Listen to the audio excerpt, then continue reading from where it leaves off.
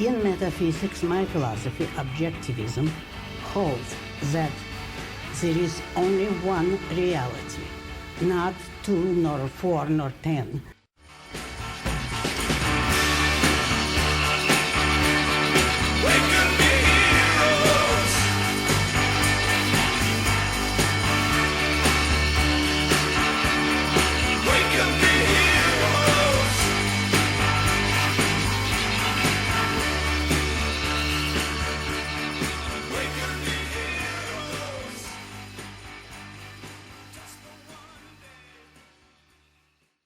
Hello, everyone, and welcome to Reality. My name is William, and I'm here with Lev. Hey, everyone. Today, we are going to talk about Portland. In Portland, there has been a lot of protesting and rioting ever since the George Floyd case. So we are going to talk about the circumstances in Portland and what justifies the actions being taken by the protesters and also the police. And we're going to get into a little bit of the philosophy behind the movement in Portland. Do you have anything else to add to that brief intro? Well, in recent times, there were accusations that the police were arresting people and putting them in unmarked vehicles and charging them with crimes, but then releasing them later and not being charged formally with anything, or at least those were accusations going on. And ever since then, protesting has gotten worse in Portland. Often the protesters at night, they would go to the courthouse in Portland and try to tear down the fence, take over the courthouse. And they were going from there, and then there's been more conflict with the police on a national level as far as Donald Trump wanting to send in even more federal agents to take control of Portland, things like that. And recently, I believe a few days ago, the federal agents agreed to pull out gradually over time. But there's still protests going on there, and it doesn't seem like anything's going to change anytime soon. One of the issues of contention is what exactly is happening at these riots.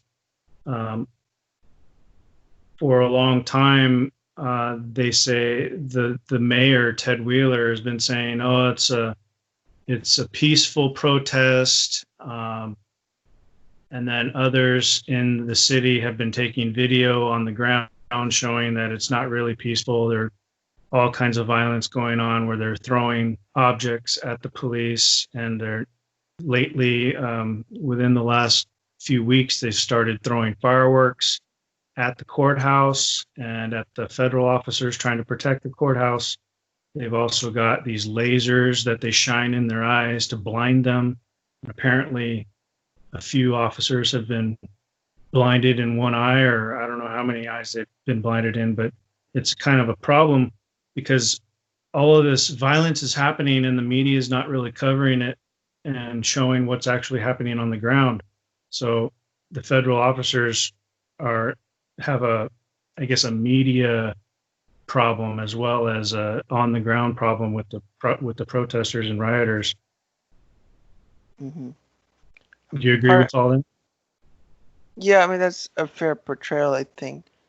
I think it's important to keep in mind that in Portland, it's not very clear what the exact nature of the protest is. It's not as if officers in Portland did something and they're protesting that. They're specifically trying to address police violence throughout the country. And that makes it hard for us to see from a distance what exactly they want to protest or what exactly even the officers are trying to protect from. The main conflicts that I've heard talked about was that the agents believe they were permitted to protect the courthouse, but there's also been accusations that they would go beyond the range of what would seem reasonable of protecting the courthouse in pursuit of different protesters. And that was a big part of the conflict, whether or not the police were going beyond, or the federal agents were going beyond what would be expected. And at the same time, the concern of unmarked agents. And so you can, just coming from a very outside perspective, it's easy to see how there could be a lot of conflict. It seems like any side within Portland has no intention of talking to the other. So it becomes very chaotic and hard to even understand from a news perspective what's going on. Because when you talk to, you'll find different things in the morning compared to at night. You'll find different officers, I'm sure, who would say different things. And even depends on what day you went there. It's not a consistent thing. It's not like a war like in World War One during the trenches. Each day would be like the previous day. There's no continuity, it seems. It's kind of a civil unrest, Right. more like an insurrection almost, where there's these clashes that pop up, and it basically depends on what time of day you're in a certain area, and you might see a conflict or something that looks like a battle.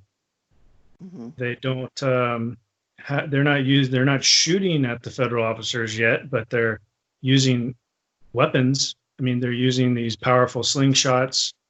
They're using, like I said, these lasers. They're actually trying to cause harm. So I tend to side with the police and the federal officers. I mean, at first it was just the local police that they pushed out of these areas, and the police would back off. And then the mayor told the police not to engage with them and to let them have this downtown area. Then it was the courthouse that they started threatening. So the federal officers came in, and the federal officers wouldn't back down. So that caused this conflict between the mayor of Portland and the governor of Oregon and Trump.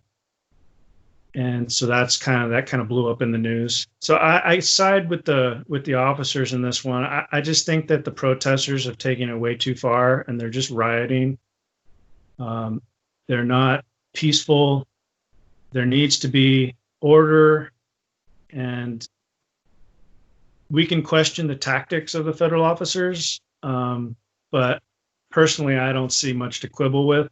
I think that they have taken some steps that are needed to protect themselves. For example, there's an argument that they're not identifying themselves. Well, that's a problem, because if they identify themselves, they get doxxed by Antifa, and then Antifa harasses their family. Well, so I understand what you're saying, that there's a concern of them being doxxed, so you would want them to be unmarked to some extent. But I don't think the fear of being doxxed is itself a justification of not being transparent about who you are. I would think, or would want, law enforcement to be very transparent, because I have very much a concern of any potential abuse of police because of their position, because of the tools that they have. So although I understand to do law enforcement, you need the proper protections, whether that could be like body armor, whatever it might be. But we also should have the concern of, if we permit that, to what extent can we trust that they won't misuse that authority? I mean, if they were robots we could program, sure, it'd probably be okay. But you don't have such control over people, which almost gets into the very thing these people are protesting anyway. To what extent can you trust officers to even do their job properly? I think at some level you have to trust them, because you have no other choice. I mean, you can't have someone following them around all the time, and then you'd have the concern of trusting the overseer. So at some point, you have to trust these officers to do what's right and maintain a certain oversight over them that seems reasonable. But my argument is basically just that they need to protect themselves and their families as well. You can't expect them to basically go into battle with this enemy group that is trying to hurt them in any way possible. Antifa has no moral system where they're going to say, hands off the family of the cop. They're going to go after them. They go to their houses. They try to intimidate them at their houses.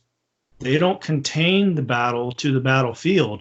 They take it to their homes. So it's more like a war. In wartime, you don't identify the soldier other than with like a name or something or ID number.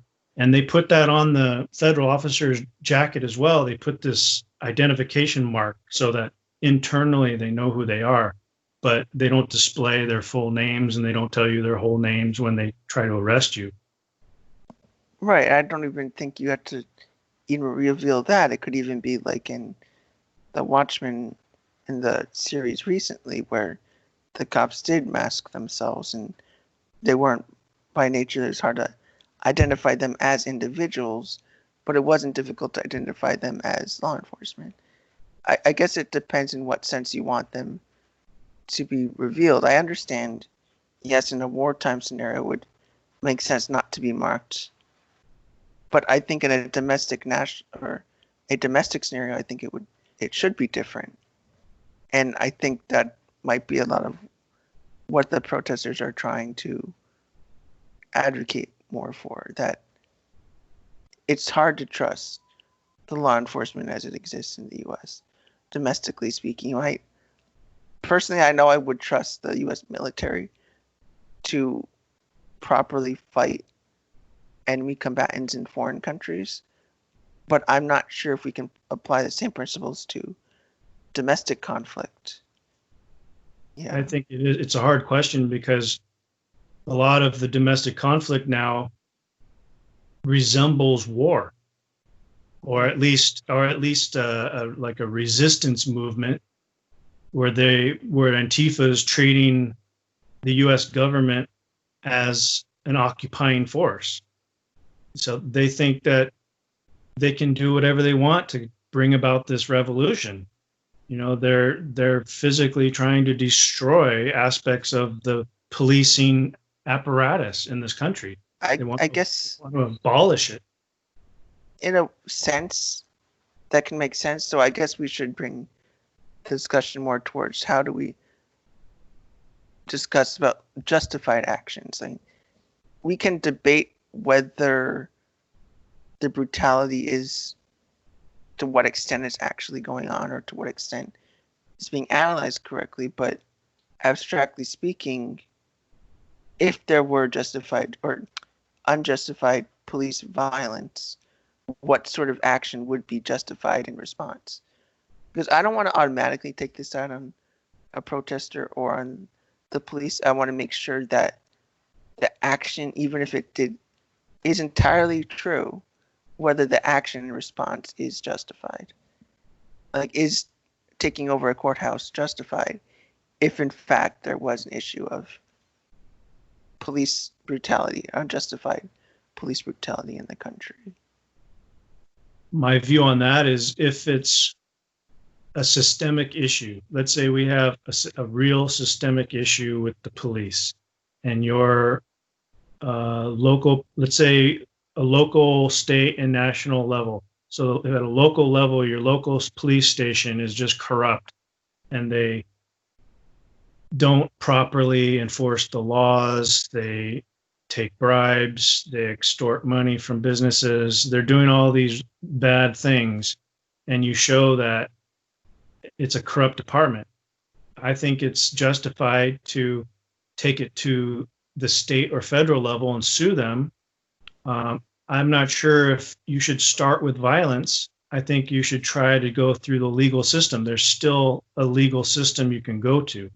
Like, you can go to the FBI, and But if that doesn't work and you get all the way up to the federal level, and then you find that the whole thing is corrupt and nobody wants to enforce the law at any level, and they're just bad beyond belief, then you have to. That's time for a revolt, a rebellion.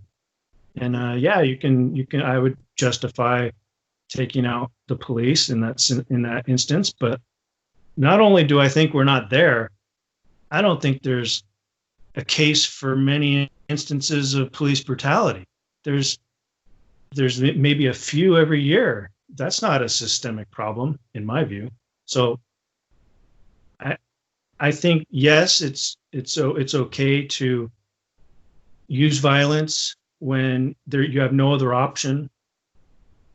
But I just don't think we're there. I don't think we're at that level. I'm not sure if that would be the only time violence would be justified. I'm trying to think of more concrete cases.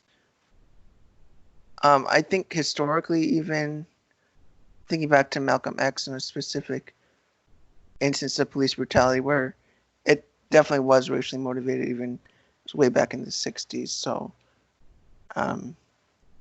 it's something that happened. I mean, just cops killed some black Muslims just really without any justification whatsoever.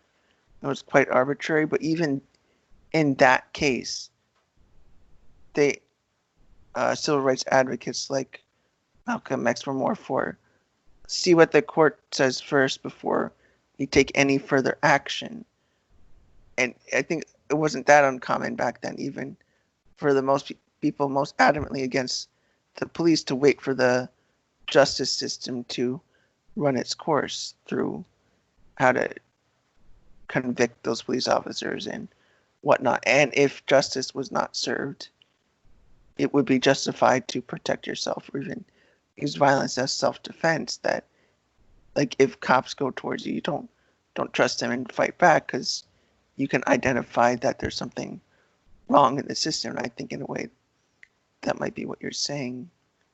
But I think it's important to emphasize that I think using the justice system itself is important before we would justify any actions or revolutionary actions against it. The problem I see with the current situation is they don't wait for any justice to be had, like one way or the other. You know, they don't even wait for a miscarriage of justice before they riot. They see a video where they think it's a police brutality, and then they go out and riot and destroy the city. And that, to me, indicates something far deeper than the belief that there's police brutality in the country. That's not what you do when you see an instance of police brutality. That's not the proper way to respond to it. There's something deeper at a philosophical level that's going on here. Yeah, I would agree. I mean, again, thinking back to Malcolm X, I think they still had some trust in what America stood for. And I mean, to some degree, and they didn't want to protest justice itself. They didn't want to protest really what justice was. They were just protesting unfair treatment specifically and dealing with it on an individual level sometimes, but not going to the extent that we don't want America to even exist in the first place. I don't want to overgeneralize and say that every protester wants to just destroy America, but there's no real definite philosophy going on here. And the fact that that I can tell is waiting for courts to run do their thing, to see what happens. I think you're right that people are often just reacting before any basis to act. I mean, sure, if somebody gets murdered, you should react in some way. Or if there's law enforcement behaving badly, you should react in some way. But doesn't mean you have to use violence immediately. because justice Right. itself, the justice system is a means to capture and punish those bad officers to the extent that they exist. But I think you're right that it goes deeper than that. I think it's really even deep distrust of the way justice is enacted as outlined in the Constitution and in laws as they exist. I think it's a principled hostility to America itself. I think when you look back on the civil rights leaders like Malcolm X and Martin Luther King, they tried to stand up for American principles as applied to their current situation. They wanted to say to Americans that this is wrong because we live in America and this is not how you should do things in America. And that was a strong, powerful case because they were correct. You shouldn't treat someone differently just because of their skin color. And you shouldn't deny people rights just because of their skin color. And they pointed to actual systemic racism like Jim Crow.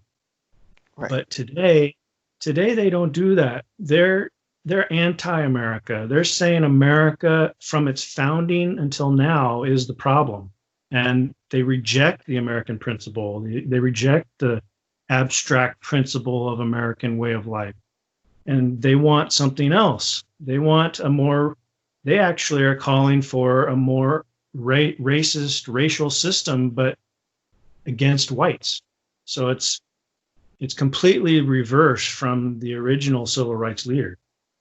Yeah, it's a peculiar thing to me. I mean, we'll say Malcolm X was one of the more extreme civil rights advocates, but he thought in a very American way, I think, about self-empowerment largely. And it's like, if you're not getting the respect you deserve, take it in your own hands. Like, create your own communities, develop your own communities, even leave the country if it's really that bad.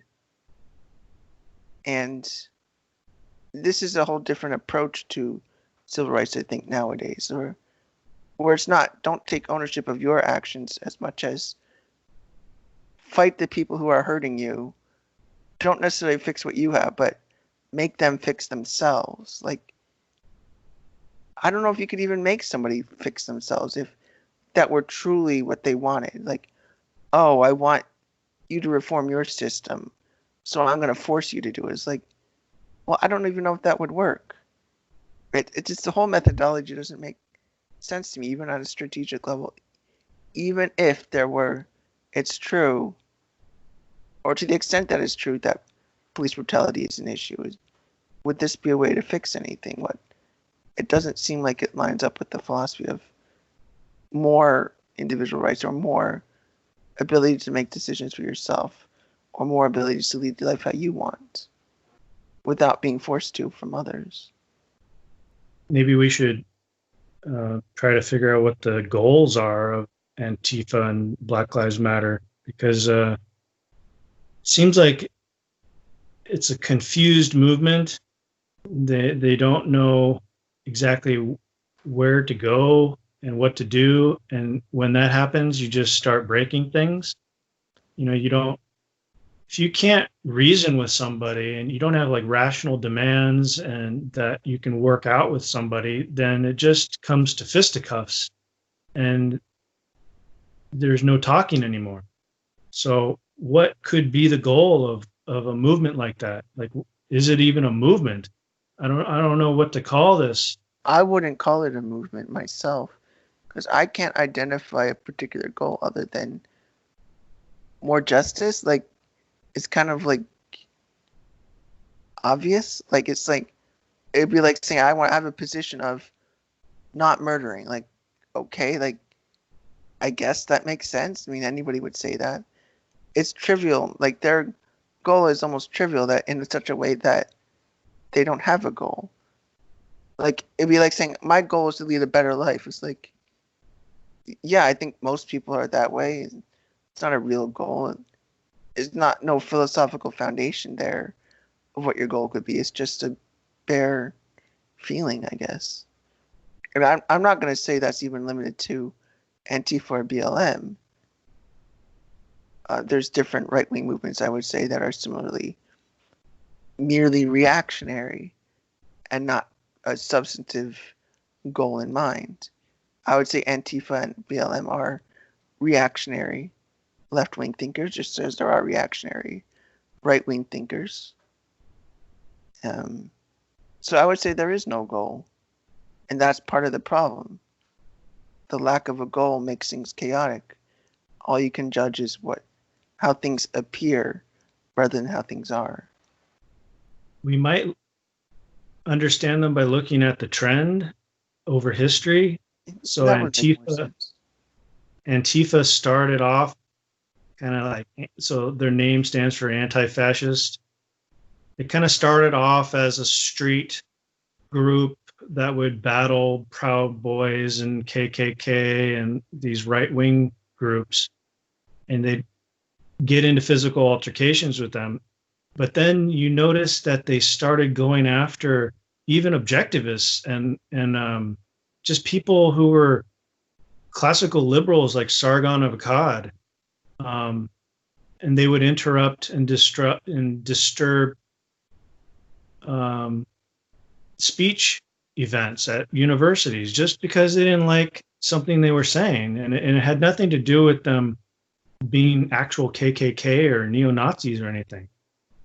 And now we see Antifa has just morphed into a rioting squad, they are attacking the feds. So basically, they've evolved into just a revolutionary anarchist group.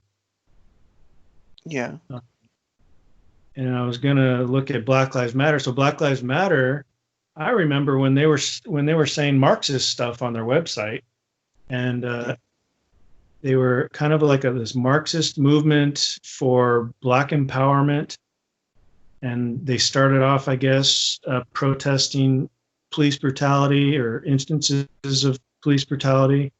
And then it's morphed into wanting to defund the police. So it's like wanting to abolish police.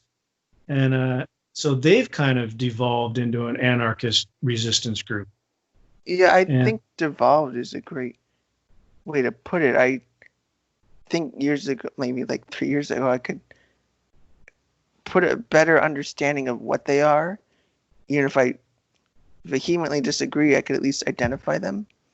I'm not sure if I could identify much about them. It's just a big amalgamation. I'm thinking of the American Revolution. I mean, in a way, that was a reaction to police brutality. In a sense, the way the British were treating the Americans, that largely was a reaction to that, and it was violent. And so I think it's important to keep in mind that violence can be justified as a response. But even in the case of the American Revolution, there's a very clear philosophical foundation there. Even if the British were disagreed, I'm sure they knew what they wanted, philosophically speaking.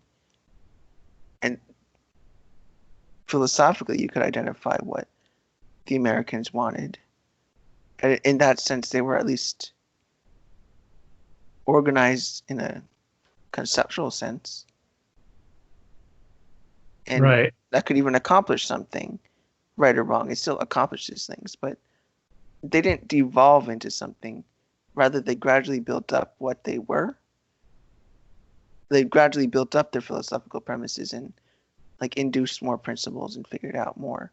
But in the case of Antifa or BLM, it seems like there's been less philosophical identification. That it's not just identifying, oh, there's fascists and we should fight them.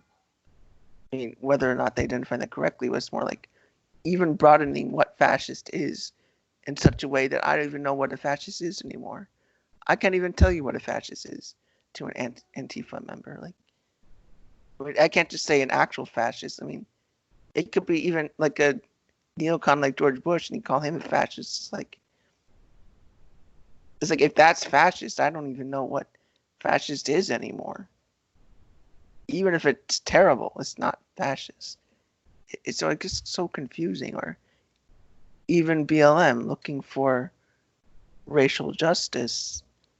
It seems less clear what even would constitute racial justice anyway. It's not even about what skin color you have, it's whether what specific thing you say and even where you work or anything.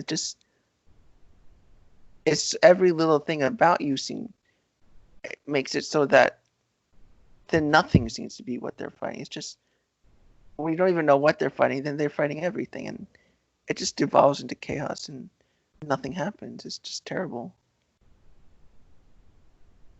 It reminds me of Ayn Rand's view of the anti-conceptual mentality. Yeah. I think what we're witnessing here is close to the end result of an anti-conceptual mentality. It's just words have no real meanings anymore. A fascist can mean a capitalist or it can mean a Nazi. Peaceful can mean holding a sign in a park and chanting, or it can mean lobbing fireworks at a federal courthouse. It doesn't mean for them, words don't refer to actual things in reality anymore. They refer to things in their head. They're total subjectivists. And I don't even know if their intent is to destroy concepts anymore. They're so destructive that they don't have the concepts, and they probably don't even know why they're fighting anymore. They just see a person in uniform, and the person in uniform represents order, and they represent chaos, and they want destruction. So they fight the person in a uniform. They see an organized city with people being happy, and they see, well, that's not right. We got to inject chaos into that because that's order. I'm not sure if they distinguish between bad order and good order, between the Nazi order and an American order. So to them, it's just order and chaos. It's America versus everybody else, capitalism versus communism. But I don't know how they hold these concepts in their head. It's a true mystery. Yeah, I know what you mean. I think it's important, though, not to only think of them as a hopeless cause. As bad as this all is, I think it's an opportunity we can take advantage of. That it's not all bad here. That we can change the mind of those people who seem to have absolutely no use of concepts, or even abandoning concepts entirely just to act on emotionalism. I mean, it is sensible to anyone growing up, especially if you're an atheist nowadays. Like, you might grow up religious, and then at some point you realize, like, oh, this system is a really bad way of thinking. I don't like it. I reject it. So in a sense, you're destroying that conceptual system you had, because you realize it's been bad. You need to destroy it. But once you destroy it, you need to make something new out of it. And what I think is happening is that they don't have something new to replace what they've destroyed. It's okay to destroy your concepts if they've been bad and they're useless, or they're not even referring to anything in reality, but you need to do something new once you destroy it. You might not believe in God anymore, but then you've got to create new meaning in your life to find purpose. As Nietzsche might say, that even if we've killed God, we still need to find and create our meaning in life. I'm not sure they have an ideological system to fall back on other than Marxism. It's possible, but I'm even claiming that they don't even have Marxism to fall back on. I think they've even destroyed their sense of what Marxism could be. I mean, as in anti-conceptual to the max, as in destroying everything, even the things that led them here. And I think they need some guidance, even.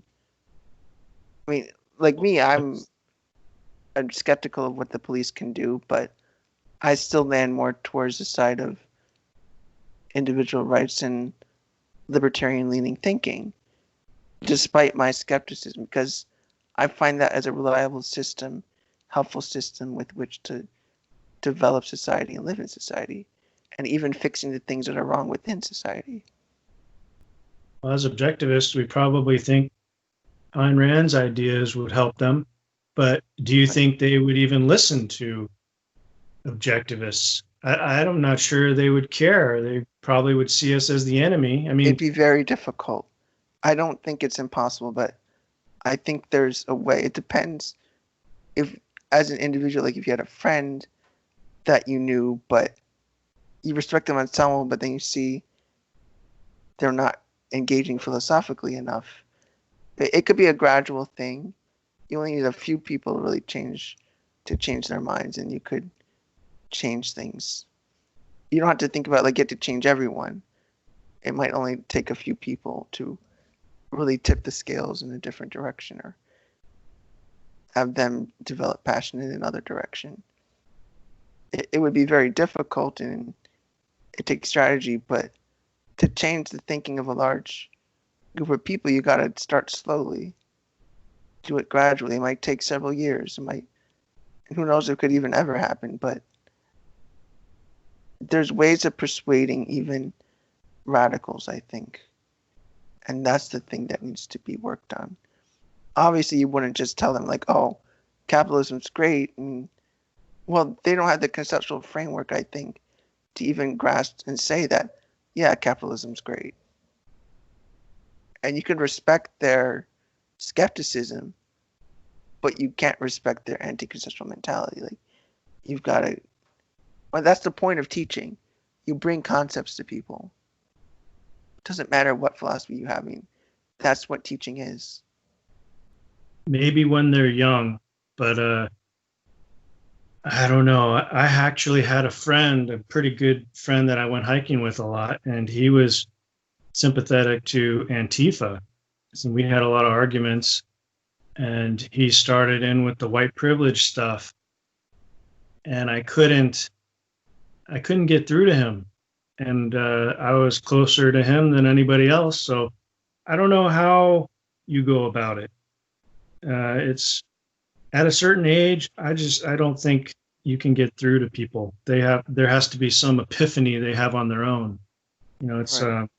the facts are out there to be seen and to be heard, but they ignore them. So if you're going to close yourself off and stick yourself in an echo chamber of Antifa and BLM, you're not going to get anywhere.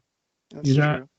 My mentality, once I realized I was in a kind of objectivist echo chamber, I moved myself out of it, and I started listening to both Antifa and the far right, and then classical liberals and conservatives, and I tried to get a whole perspective, and that helped me a lot. And I think that's the kind of mentality you need, no matter what ideology you hold at the moment. You need to maintain that context that you are in an ideological bubble, and you need to get out of that bubble and challenge your ideas. And if your ideas can't hold water to these other systems, you need to rethink your own system. Yeah. And I don't think Antifa will do that. They're beyond. They're so far trapped in their little holes and their safe spaces. There's no getting them out of that. They have to do it themselves.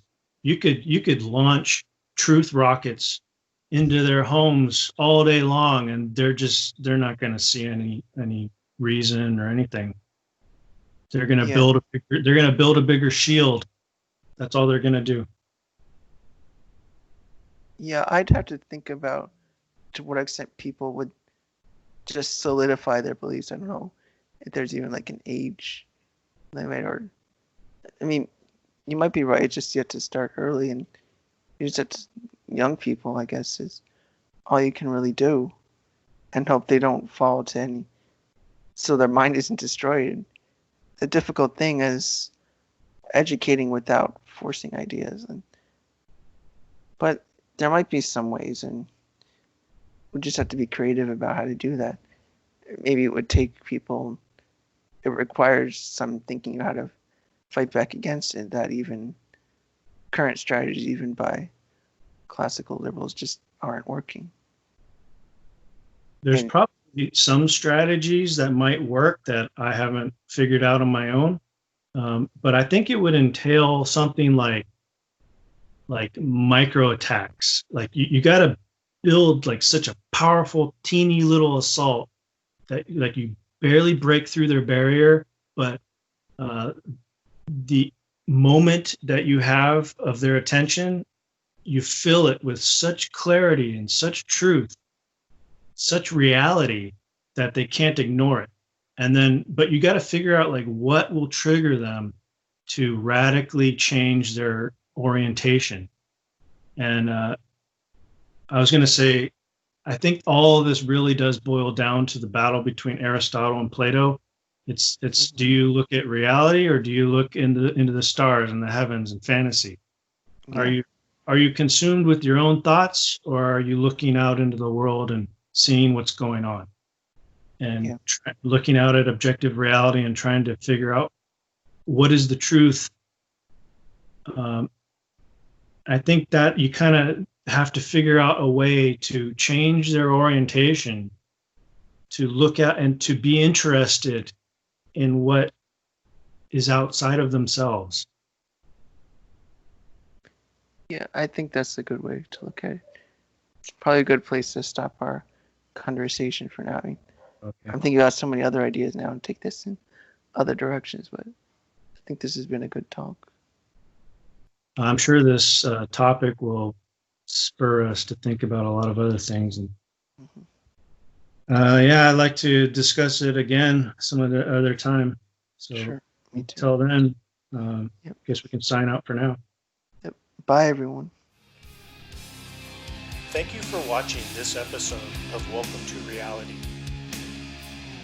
Please join us next time for another discussion where we apply philosophical ideas to moral and political action. To support the show, please share our content and consider becoming a sponsor. You'll find a link to our Patreon page in the description of this video.